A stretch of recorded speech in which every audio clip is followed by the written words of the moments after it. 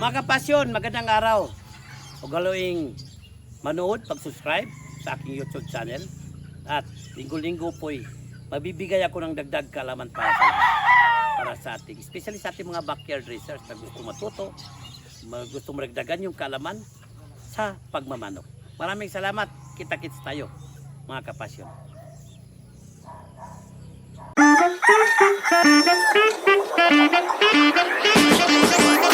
Magandang araw ulit mga kapasyon. Dito pa rin tayo sa ating IFM, Inilog Farm Management. At of course, dugtong natin doon sa pinag-uusapan natin sa Fight Day. May mga nagtatanong, especially sa mga backyards, na ang kanilang mga laban is more on hog fights, 2 hits, 3 wins, na ulutan lang. So sabi na, Dok, pag ulutan or hog fight, kasi alam naman natin na tayo naman pumipili ng kalaban natin, anong sistema sa pagkain sa umaga. Usually, pag mga ganyan, for hog fights lang, kasi pipiliin mo talaga yung kalaban mo. At ikaw yung sa mga tapadan, kung saan ka pwedeng kung saan ka lumalaban, pwede ka pumili ng kalaban. Tapos hindi mo alam kung anong oras ka makalaban. So usually, pag pumunta ka ng sabungan, maaga, as early as 9 o'clock, 10 o'clock. Of course, ginagawa pa rin namin, magpatak pa rin tayo ng Energizer Turbo. Kahit ano lang, 5 to 7 drops, no? Tapos, sa umaga, dahil may aming nagtatanong, kami sa mga hakpait-hakpait magbibigay pa ba kami ng pagkain? Anyway, wala man tayong badwit sa hakpait, no? So, pwede kayo magbigay kahit 10 to 15 grams lang sa umaga. Anyway, tamang-tama, kung habon ang laban, at least tutunaw nila. Kung sakasakaling ang laban mo is mga 10 o'clock, yun nga, 10 o'clock, 11 o'clock, kahit 5 grams lang na umaga, pwede na yan. Para pag mahapon, kasi bibiyahin mo pa yan, punta ng sabungan, di natin alam kung anong oras makalaban. Sisiguruhin natin na hindi talaga gutom na gutom yung manok natin. Yun nga, 10 to 15 grams is okay na sa kanila. Tapos sa umaga, kasi di rin natin alam kung anong oras yung fight nila, especially mga hog fight, pwede ka magbigay ng 3 drops lang sa umaga, 3 dips sa umaga ng tubig, no? So ganoon na lang. Kung sakasakaling magtatanong, Dok, anong pagkain? Depende sa nasanayan niyo sa hog fight, kasi yung iba dyan, dahil hog fight siya, hindi masyadong nagmimix ng platinum saka kidlat conditioner. Yung iba gamit inertone lang. So same pa rin kung anong binigay mo pagkain during naka-preco, naka-conditioning sila na panlaban mo for hog fight, same pa rin ang pagkain mo, no? Para hindi manibago yung katawan ng manok. Then fight mo, pag hindi makalaban yung manok natin sa mga hog fights, no?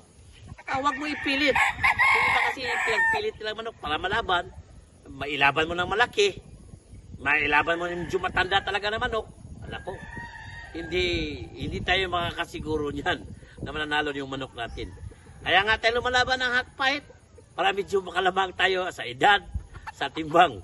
Kasi kung gusto nyo parehas lang, ay ilaban nyo na lang ng derby yan. Diba? Kasi sa derby, timbangan siya eh. So, sa mga timbangan din na mga hog fight, may mga lugar na titimbang nila, siguraduhin nyo, kasi sasabit din yan, siguraduhin nyo rin na hindi kayo mababadwit. Ganun pa rin ang sistema nung nakaraan natin na episode. So, yan po mga kapasyon.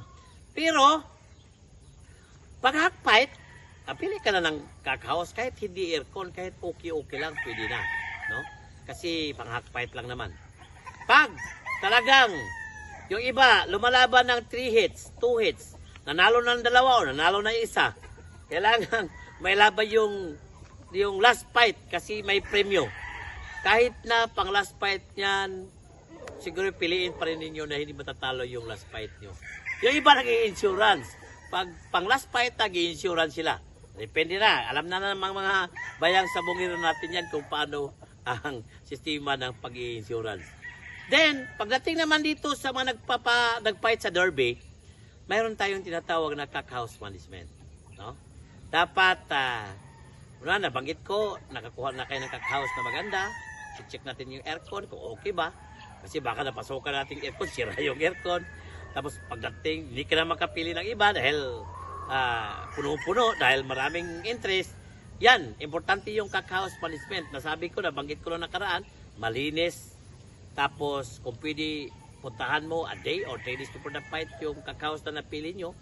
Disinfect natin ng major day lang, huwag yung microban kasi medyo matapang-tapang si microban. Then, check natin yung aircon. 1 day before the fight, dry run atin yung aircon kung okay ba, gumagana ba. Basta ang target natin sa aircon, pag gumagamit kayo, para makikita ninyo, alam nyo yung humidity at saka temperatura sa loob ng aircon ng cockhouse mo, dapat mayroon kang dalang hygrometer. Mas maganda hygrometer dalawa, no? Kasi hindi natin alam, baka pundido yung battery, may problema yung hygrometer natin, at makikita natin kung parehas-parehas lang sila or may konting diferensya, walang problema yan. Basta, usually, ang tinatarget natin na temperatura sa loob ng ating aircon na cockhouse nasa 22 to 23, no? Degrees Fahrenheit. Pero pag sa humidity naman, ang tatargetin natin nasa 62 to 63 degrees at 62 to 63%, no? Sa humidity. Kasi mahirap mahirap pag wala kang ganito, chansya lang, depende lang ha.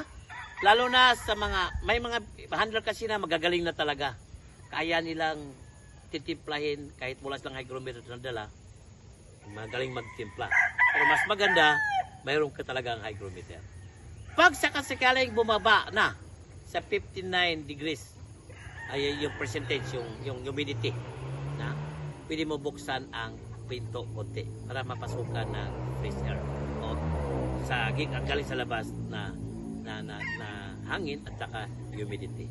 Pag sakasakaling umakyat naman yung temperatura, ay yung humidity magiging 64 na, di ba targetin 62 to 63, maabot ang 64, yan ang time na pwede mong idagdagan yung temperatura sa loob by 21 degrees Fahrenheit, no? Yun ang dadagan mo, magiging 21. Kasi nasa 22 to 23 bracket yan. Yan po mga kapasyon, isa yan sa mga turo sa amin ng IGE, International Gimbal Academy. Turo sa ating master conditioner, si John Nolasco. Napakagaling pagdating dyan sa control ng humidity at temperature sa loob ng cockhouse natin. Especially kung gumagamit tayo ng aircon. Ito, may mahal na hygrometer, may mura din.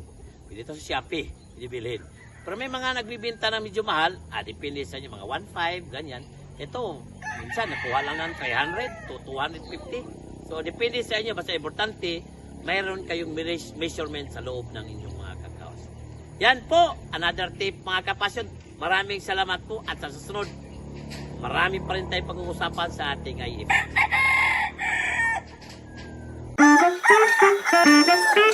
Thank you.